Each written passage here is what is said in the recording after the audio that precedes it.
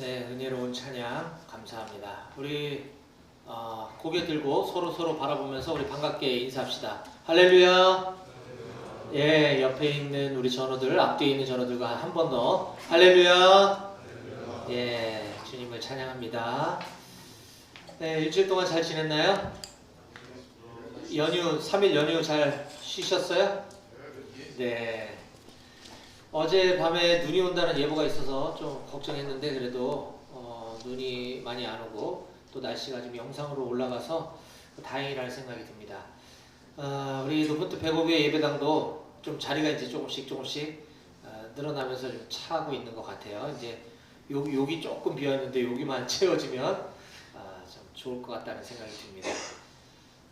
지금 이제 3월 시작되었는데 4월 마지막 주 토요일 정도, 지금 아직 부대하고는 일정 조율 아직 안 해봤지만 대략 4월 27일 날 토요일인데 대대적인 또 위문 행사를 지금 계획하고 있습니다.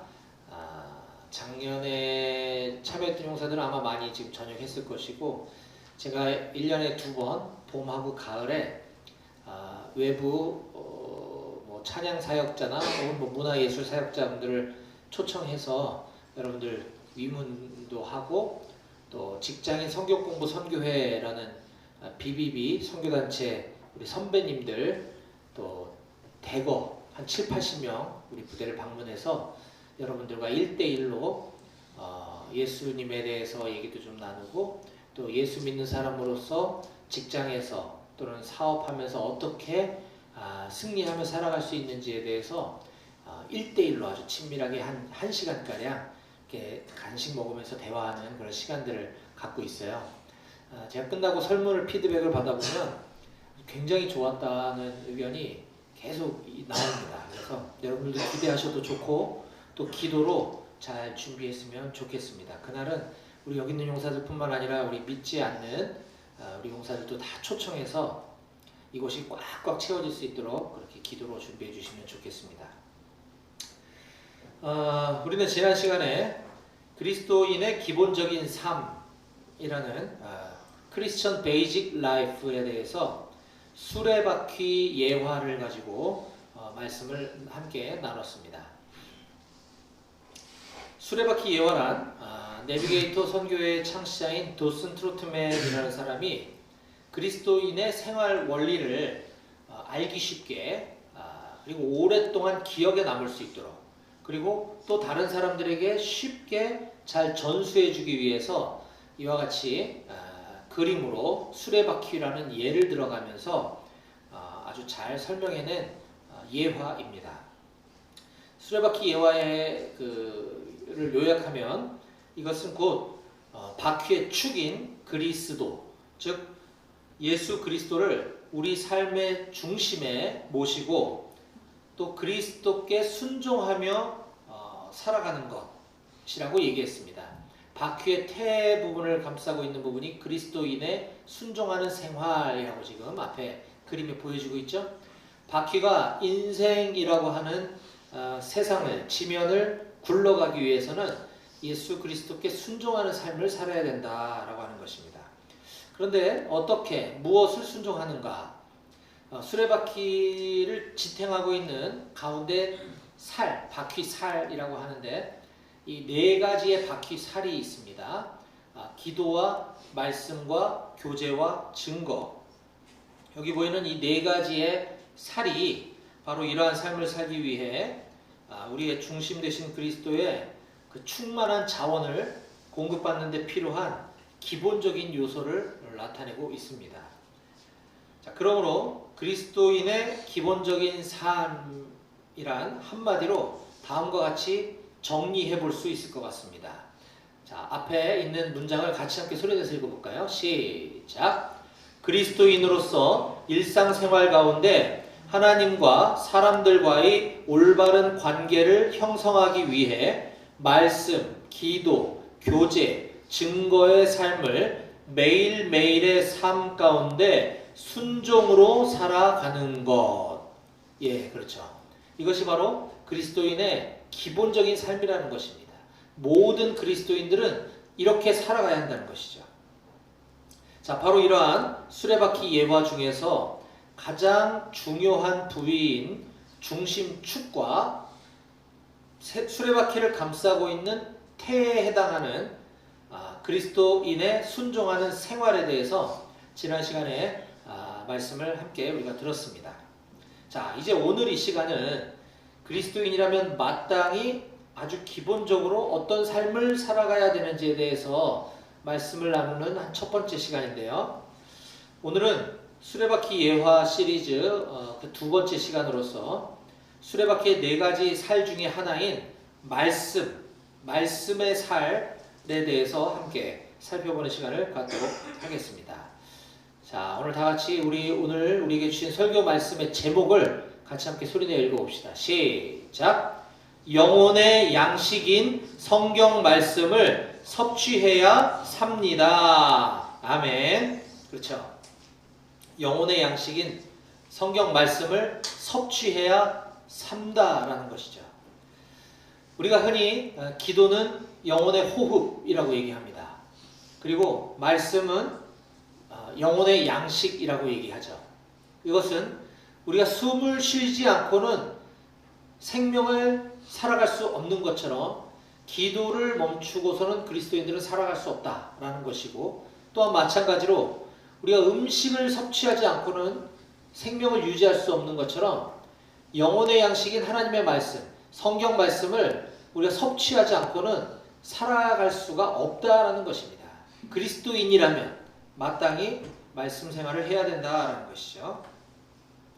자, 오늘 우리가 읽었던 본문 말씀인 디모데후서는 사도 바울이 복음을 전하다가 증거, 아까 수레바퀴 살 중에 하나인 다음 주 정도에 다루겠지만 증거하는 삶, 예수 그리스도를 증거하는 증인의 삶을 살다가 감옥에 갇힌 상태에서 쓴 유언과 같은 편지입니다. 바울은 그의 믿음 안에서 참 아들 된 제자 디모데에게 올바른 그리스도인의 삶에 대해서 그의 인생 말년에 감옥에서 유언처럼 쓴 편지가 바로 이 디모데후서인 것입니다. 바울이 이 디모데후서에서 일관되게 강조하고 있는 큰 주제가 하나 있는데, 이것은 바로 하나님의 말씀, 성경 말씀의 중요성입니다. 바울은 디모데후서 곳곳에 이 성경 말씀의 중요성에 대해서 여러 번 강조하고 있는 것을 우리가 볼 수 있습니다. 자, 몇 군데만 좀 살펴볼 건데요. 네, 디모데후서 2장 9절 말씀을 앞에 있는 걸 보고 우리 함께 읽어보도록 합시다. 시작! 복음으로 말미암아 내가 죄인과 같이 매이는 데까지 고난을 받았으나 하나님의 말씀은 매이지 아니하니라. 아멘. 네. 바울은 지금 복음 때문에, 내가 예수님 전하며 살아가는 것 때문에 죄인이 되어서 쇠사슬에 매이는 신세가 되었다, 고난을 받고 있다라는 것이죠. 하지만 하나님의 말씀은 절대로 매일 수 없다라고 말씀하고 있습니다. 또한 디모데후서 2장 15절 말씀은 너는, 디모데 너는, 나의 사랑하는 복음 안에서 아들 된 디모데 너는 진리의 말씀을, 성경 말씀을 옳게 분별하며 부끄러울 것이 없는 일꾼으로 인정된 자로 너 자신을 하나님 앞에 드리기를 힘써라 라고 강조해주고 있습니다. 또한 우리가 읽었던 디모데후서 3장 16절과 17절 말씀은 모든 성경은, 여기서 모든 성경이라는 것은 이 성경이 한 권인데 무슨 모든 성경이냐, 성경은 창세기부터 요한계시록까지 66권으로 이루어져 있죠. 물론 사도 바울 시대에는 신약 성경이 완성이 안 됐기 때문에 구약을 이야기하는 거겠지만, 이처럼 여러 각 권들, 창세기, 출애굽기, 레위기, 이와 같이 모든 성경은 하나님의 감동으로 쓰여진 것이다. 그러므로 교훈과 책망과 바르게 함과 의로 교육하기에 유익한 책은 다름이 아니라 성경이다 라고 얘기해 주고 있는 것이죠. 이것은 하나님의 사람, 디모데와 또 저와 여러분들 우리 모두로 하여금 온전하게 하고 모든 선한 일을 행할 능력을 갖추도록 도와주는 것이 성경이다라고 얘기해주고 있습니다. 또한 디모데후서 4장 2절은 디모데 너는 말씀을 전파하라. 때를 얻든지 못 얻든지 항상 힘쓰라. 범사의 오래 참음과 가르침으로 경책하며 경계하며 권하라 라고 권면하고 있습니다. 우리는 하나님의 말씀을 전파해야 됩니다. 확산시켜야 됩니다. 이것은 저와 같은 목사님들만 하는 것이 아니라 우리 모든 그리스도인들이 다 그렇게 살아야 한다는 것입니다. 때를 얻든지 못 얻든지 말씀을 전파할 기회가 생기든지 기회가 생기지 않든지 믿는 사람이든 믿지 않는 사람이든 하나님의 말씀을 모르는 사람에게는 말씀을 전파하며 살아가야 된다는 것이죠. 자, 지금까지는 바울이 그의 사랑하는 아들된 제자 디모데에게 감옥에 갇힌 채로 유언과 같이 기록한 이 디모데 후서에서 바울이 일관되게 강조하고 있는 하나님 말씀의 중요성에 대해서 살펴보았습니다. 자, 그러면 디모데 후서에만 그렇게 강조하고 있는가? 성경은 여러 곳에서 정말 무수히 많이 이 말씀, 성경 말씀에 대해서 꽤나 여러 번 매우 반복적으로 강조하고 있는 것을 알 수가 있습니다. 그 가운데 아주 몇 군데만 기초적으로 살펴보도록 할 텐데, 자, 히브리서 4장 12절에 보면 이런 말씀이 있습니다. 우리 이거 같이 읽어봅시다. 시작! 하나님의 말씀은 살아있고 활력이 있어 좌우의 날선 어떤 검보다도 예리하여 혼과 영과 및 관절과 골수를 찔러 쪼개기까지 하며 또 마음의 생각과 뜻을 판단하나니. 아멘. 네. 하나님의 말씀은 살아있고 운동력이 있다는 것입니다. 활력이 있다는 것이에요. 그래서 우리가 하나님의 말씀이 우리 안에 들어오게 되면 우리 삶을 변화시키는 일이 일어나게 된다는 겁니다. 하나님의 말씀이 믿지 않는 사람에게 스며들게 되면 그의 인생이 뒤바뀌게 된다는 것이에요. 이게 어떻게 가능합니까? 바로 하나님의 말씀이 살아있고 운동력이 있기 때문에 가능하다는 것이죠. 또한 하나님의 말씀은 날카롭습니다. 예리합니다. 그래서 말씀이 우리 내면 깊숙한 곳에 침투되어질 때 그것이 정확하게 우리의 심령을 고치고 우리의 죽어가는 영혼을 살리는, 마치 의사가 암덩어리를 도려내고 죽어가는 환자를 살려내는 메스, 칼과 같은 역할을 하는 것이 성경 말씀이다라는 것입니다. 그래서 하나님의 말씀이 정확하게 사용되기만 한다면 사람을 살리는데 귀하게 쓰여지게 되는 것입니다. 하지만 이 검보다도, 좌우의 날선 검보다도 예리한 이 하나님의 말씀이 이단들의 손에서 잘못 쓰여지게 된다면 영혼을 죽이는데 사용될 수도 있다는 것이죠. 같은 칼이지만 의사의 손에 들렸을 때는 사람을 살리는 칼이 되고 강도의 손에 들리면 사람을 죽이는데 사용될 수도 있기 때문에 이 하나님의 말씀은 정확하게 사용해야 한다는 것입니다. 또 베드로후서 3장 18절에는 베드로 사도가 이렇게 이야기하고 있습니다. 오직 우리 주 곧 구주 예수 그리스도의 은혜와 그를 아는 지식에서 자라가라. 영광이 이제와 영원한 날까지 그에게 있을지어다. 아멘. 예수 그리스도의 은혜와 그를 아는 지식에서 자라가라 라고 사도 베드로가 권면하고 있습니다. 하나님의 말씀은 단순히 우리의 지적 호기심을 채우기 위한 책이 아닙니다. 나는 불경도 읽었고 나는 도덕경도 읽었고 나는 꾸란도 읽었고 나는 성경도 궁금해, 뭐 이런 사람도 가끔은 있습니다. 성경은 그런 말씀이 아니라는 거예요. 하나님의 말씀이 머리로만, 지식에만 그쳐서는 안 되고 그 말씀이 우리의 삶에 살아내어지고 적용되고 실천할 때에만 믿음이 성장한다는 것이죠.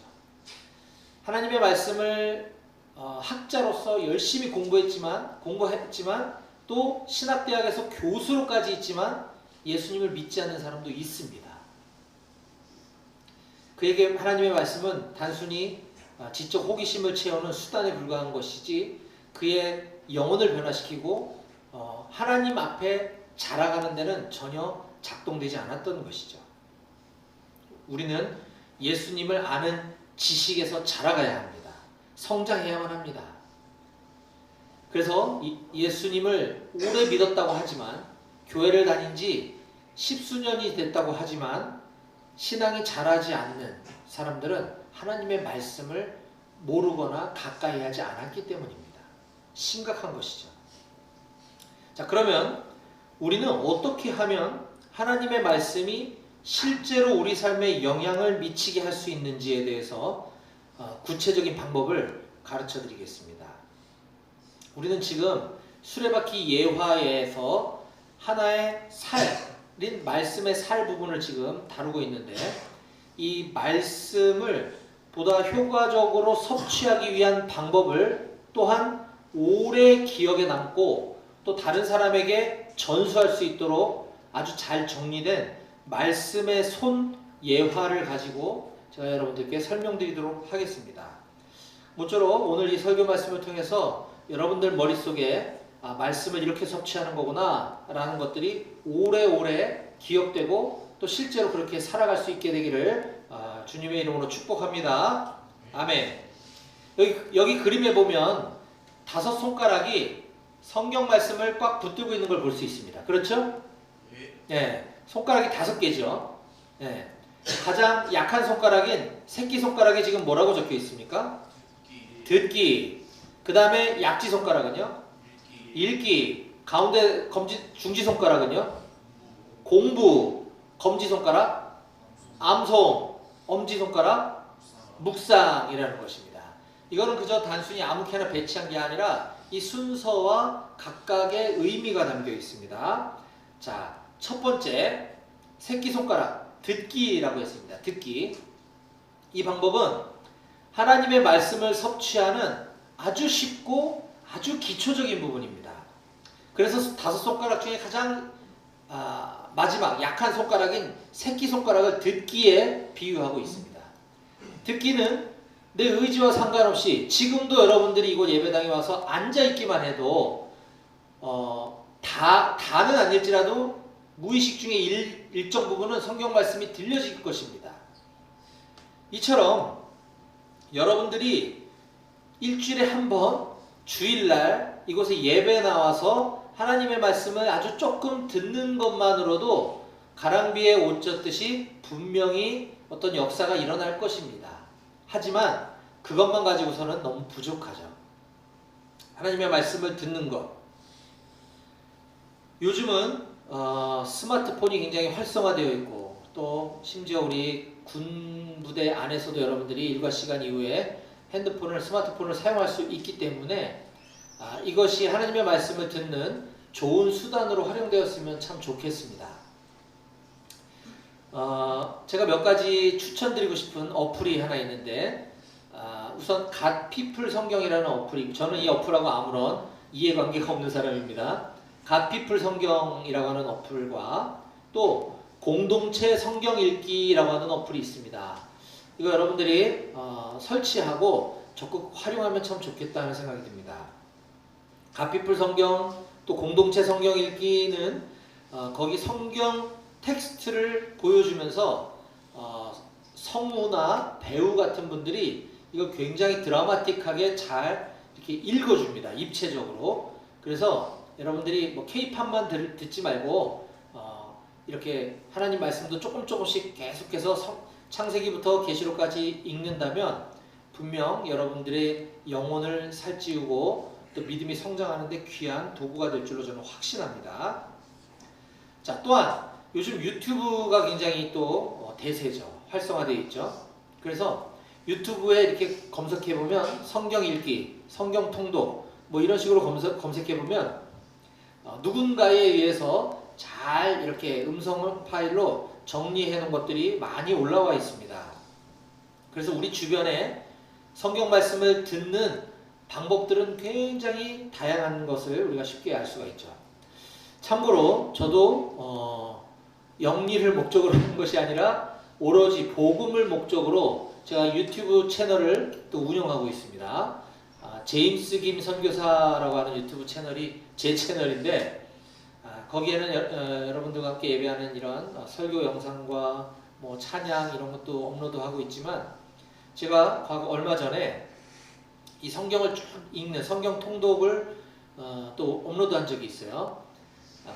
쉬운 성경 버전인 유진 피터슨 목사님이 쓴 메시지 성경이라는 이 성경을 제가 하루 20분 성경 읽기라고 하는 컨텐츠로 매일매일 하루에 20분씩 읽어서 업로드를 했는데 창세기부터 계시록까지 다 소리내어 읽는데 걸리는 시간이 250회, 하루 20분씩 읽었더니 250일 만에 성경 전체를 다 읽어서 업로드를 해놨습니다. 그래서 이번에는 뭘 할까 하다가 하루 15분, 조금씩 줄여보자. 하루 15분 성경 읽기라고 하는 컨텐츠를 이번에는 현대인의 성경이라고 하는 또 다른 쉬운 성경 버전으로 제가 소리내어 하루에 15분씩 읽어서 올렸더니 이번에는 아까 하루 20분 성경 읽기가 216회 216일 만에 다 읽었고 하루 15분 성경 읽기가 250회였습니다. 즉 1년 중에 빨간 날 빼고 목 빼고 다 빼도 250일이 넘거든요.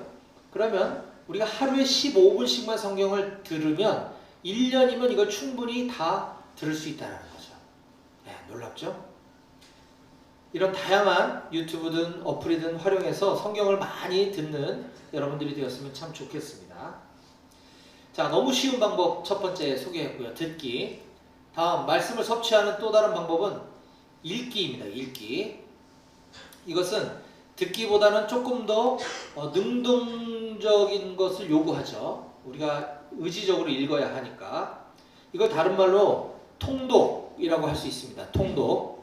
우리가 성경 같이 읽읍시다. 짧게 한 절 이렇게 읽는 것도 읽기지만 여기서 말한 읽기란 성경을 쭉 읽어 내려가는 걸 말합니다. 이것은 성경 전체에 대한 개관, 전체 흐름, 맥락을 이해하는데 성경 통독은 매우 유익합니다. 그래서 처음은 좀 어렵더라도 계속 반복적으로 성경을 여러 번 읽다 보면 이제 창세기에는 어떤 내용이 있지, 마태복음에 어떤 내용이 있지, 구약은 어떤 줄기를 가지고 이게 흐름이 전개되는구나, 이런 틀을 이해할 수 있게 됩니다. 성경 읽는 방법도 그래서 몇 가지 방법이 있는데 이거 오늘 다 설명할 수가 없는데 짧게만 하면 그냥 창세기부터 계시록까지 쭉 읽어나가는 방법이 있고 또 구약은 조금 어렵게 느껴지는 분들은 신약부터 읽어도 상관없습니다. 마태복음부터 신약 쭉 읽고 그 다음 또 창세기부터 읽어도 상관없고요. 또 66권 성경은 역사적인 사건을 기록한 역사서가 있고 시가서, 문학, 시편, 잠언, 전도서, 아가서 이런 책들은 그냥 단편 소설 같은 문학서입니다. 어떤 시집입니다. 시집. 그래서 이런 시가서가 있고 또 예언서가 있어요. 장래에 일어날 일. 즉 구약 시대의 예언서는 메시아이신 예수님이 나타나실 것을 예언함과 동시에 인류의 마지막을 예언하는 이런 예언들이 기록되어 있기 때문에 조금 어려울 수 있습니다. 처음에 읽을 때는.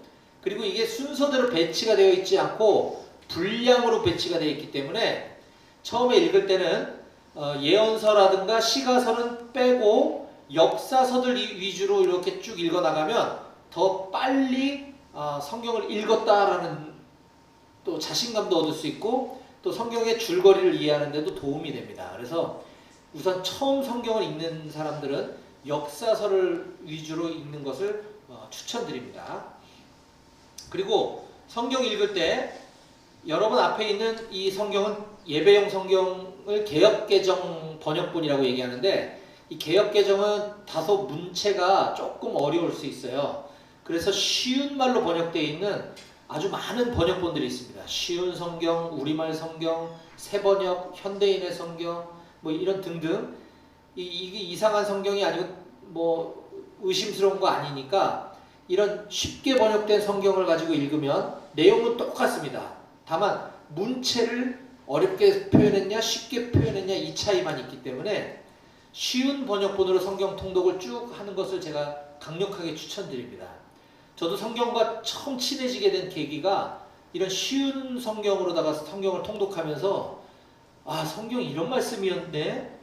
이런 말씀도 있었어? 그러면서 개역개정에서 그 부분을 찾아보고 비교해보니까 아, 똑같은 말씀인데 이거 어려워서 내가 이해를 못했었네.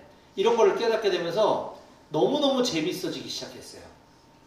그래서 성경을 쉬운 번역본으로 소설책 읽듯이 쭉 읽어 내려가는 방법을 여러분들께 적극 추천드립니다. 저는 지금도 그래서 쉬운 번역본들이 종류가 다양하기 때문에 뭐 작년에는 새 번역으로, 올해는 우리말 성경으로, 뭐 또 내년에는 또 다른 버전으로 이렇게 바꿔가면서 쉬운 버전으로 한번 통독을 하고 그 다음에 개역개정으로 한번 통독하고 이렇게 1년에 2번 정도를 성경을 통독을 하고 있습니다. 또한 성경을 읽을 때 또 하나 제가 아주 좋은 꿀팁을 여러분들께 하나 가르쳐드리면 아까 처음에 얘기했던 듣기와 지금 얘기하고 있는 이 읽기를 동시에 병행해서 하면 아주 좋습니다. 우리가 눈으로 책을 읽다 보면 자꾸 딴 생각도 들고 또 졸리고 하면 읽은데 또 읽고 읽은데 또 읽고 하니까 진도가 안 나가거든요.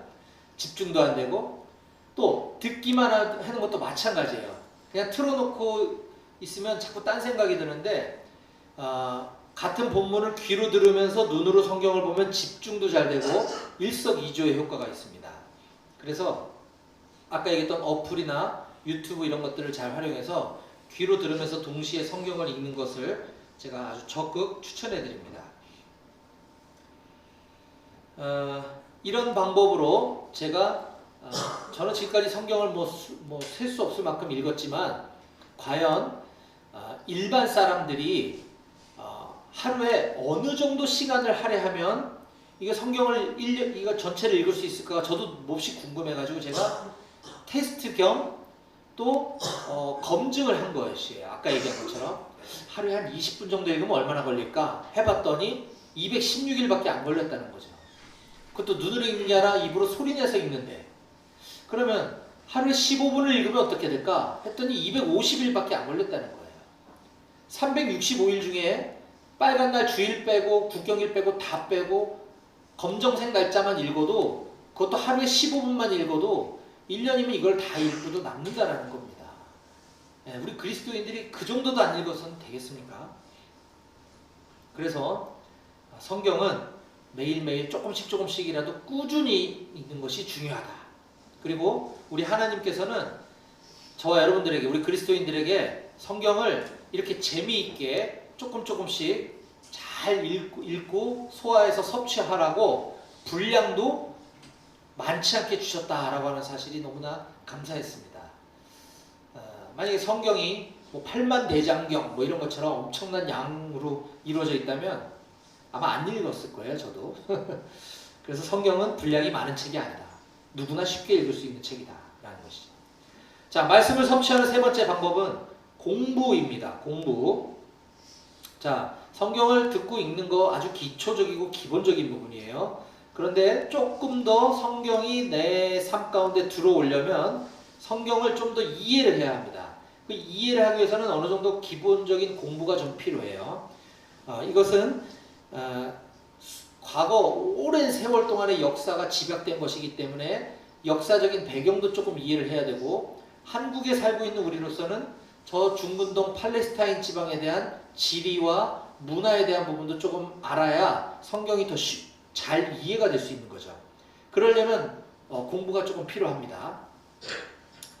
그런데 성경을 공부할 때 가급적이면 혼자 공부하기보다는 이렇게 믿음의 동역자들과 함께 모여서 그룹으로 공부하고 또 잘 훈련된 인도자에 의해서 같이 리드하는 그런 그룹 바이블 스터디를 통해서 공부하는 것을 권면드립니다. 왜냐하면 지금 시중에 너무나 많은 불순한 정보들이 혼재해 있기 때문에 이단들이 만들어 놓은 컨텐츠들도 많고 책이나 뭐 이런 것들이 검증되지 않은 이단성이 많은 이런 내용들이 시중에 많이 돌아다니기 때문에 혼자서 공부하기보다는 잘 검증된 내용을 가지고 여럿이서 함께 공부하는 것이 더 안전하고 보다 더 효과적인 공부 방법이다라는 것을 말씀드리고 싶습니다. 자, 이를 위해 우리 높은 뜻 백오교회는 지금 방금 들어오셨는데 우리 신철원 제1교회를 출석하고 계시는 우리 이성만 집사님과 신진아 집사님 부부께서 이렇게 귀한 시간을 할애하셔서 섬기는 교회 예배 끝나고 또 거기 봉사할 것도 많으신데 중간에 짬을 내서 우리 높은 뜻 백오교회에 오셔서 우리 예배 시간 직후에 우리 용사들과 한 1시간 정도 성경을 공부하는 것들을 잘 인도해 주고 계세요. 저도 거기 함께 참여하고 있고요. 따라서 저는 여러분들이 성경 말씀을 잘 섭취하고 믿음이 자라고 하나님을 기쁘시게 하는 삶을 살기 위해서는 이와 같은 잘 준비된 또 많은 분들이 헌신하고 있는 이런 성경 공부에 참여할 수 있었으면 참 좋겠습니다. 여기 있는 모든 용사들이 다 참여하기를 저는 바라고 또 우선적으로 대대나 포대 군종병들이나 찬양팀들만이라도 좀 반드시 참석했으면 좋겠다 하는 부탁의 권면을 좀 드리겠습니다. 그리고 전입신병이 오면 전입신병 모르잖아요. 그게 뭔지 가야 되는 건지 나도 갈 수 있는 건지 잘 모르니까 우리 간부님들이나 군종병들이 적극적으로 이렇게 신병들도 좀 이렇게 이끌어 주셔서 성경 공부에 함께 참여할 수 있도록 해주면 좋겠습니다. 자, 말씀을 섭취하는 네 번째 방법은 검지손가락인 암송입니다. 암송. 이 암송은 하나님의 말씀을 내 속에 새기고 오래오래 간직하는 방법이기 때문에 말씀을 섭취하는 방법 중에 굉장히 중요한 부분입니다. 우리가 지금 느끼시겠지만 새끼손가락부터 이렇게 올라오면서 점점 중요한 것들이 지금 뒤에 나오고 있어요. 자, 하나님의 말씀을 읽고 많이 듣다 보면 저절로 암송되어지기도 합니다. 그런데 의지적으로 성경을 암송을 해놓으면 이것이 오랫동안 기억이 되기 때문에 우리가 기도할 때 하나님의 말씀을 가지고 기도할 수 있게 되고 다른 사람에게 예수님을 소개하거나 복음을 증거할 때 하나님의 말씀을 가지고 증거할 수 있기 때문에 이 암송은 굉장히 중요합니다. 여러분들 중에 어린 시절에 주일학교를 다녀본 경험이 있는 우리 형제들은 주일학교에서 암송을 많이 했었을지 모르겠어요. 근데 안타깝게도 많은 그리스도인들이 성인이 되면 암송을 안 합니다. 하라고 얘기하는 사람도 없어요. 근데 암송을 꼭 하시기 바랍니다. 조금씩이라도. 이것이 정말 피가 되고 살이 되고 너무너무나 중요한 능력을 발휘한다는 것을 여러분들이 경험하게 될 것입니다. 저도 어린 시절에 암송했던 말씀을 우연찮게 경험한 일들이 많았어요. 기도하는데 갑자기 말씀이 생각이 나고 또 내가 어떤 어려움에 처했을 때 또 누군가 어려운 사람을 도와주려고 할 때 의도치 않게 언젠지도 모르게 암송했던 말씀이 튀어나오는 경험들을 많이 하게 됐고 그래서 저는 지금도 꾸준히 우리 69절, 189절 뭐 이런 얘기들을 하는데 일주일에 뭐 한 10구절 정도를 계속 반복해서 새로운 거를 매주 10구절 한다는 게 아니라 저도 그럴 정도의 암기력이 아니기 때문에 한 189절, 69절, 249절 정도는 계속 일주일에 10구절 정도를 반복적으로 암송하려고 애쓰고 있습니다. 자, 마지막 말씀을 섭취하는 다섯 번째 방법은 묵상입니다. 묵상은 엄지손가락이죠. 이 묵상은 이게 원어적으로 소가 되새김질하다라는 뜻을 갖고 있습니다. 소가 되새김질하는 겁니다. 즉 읍조리다라고도 얘기하는데 성경을 듣거나 읽거나 공부하거나 암송할 때 이걸 기계적으로 하는 것이 아니라 그 말씀을 계속 중얼중얼 읍조리면서 내 마음에 저장했다가 다시 끄잡아냈다가 또 저장했다가 이렇게 되새김질하듯이 하는 것이 바로 묵상입니다. 이 묵상은 지금 이 네 가지 방법과 같이 병행해서 진행하는 것이에요. 묵상을 따로 하는 것이 아니라. 자, 여기 성경책이 있습니다. 그림에도 있듯이 우리는 하나님의 말씀을 꽉 붙잡고 살아가야 돼요. 근데 악한 사탄은 우리 손에 있는 하나님의 말씀을 자꾸 뺏어가려고 할 것입니다.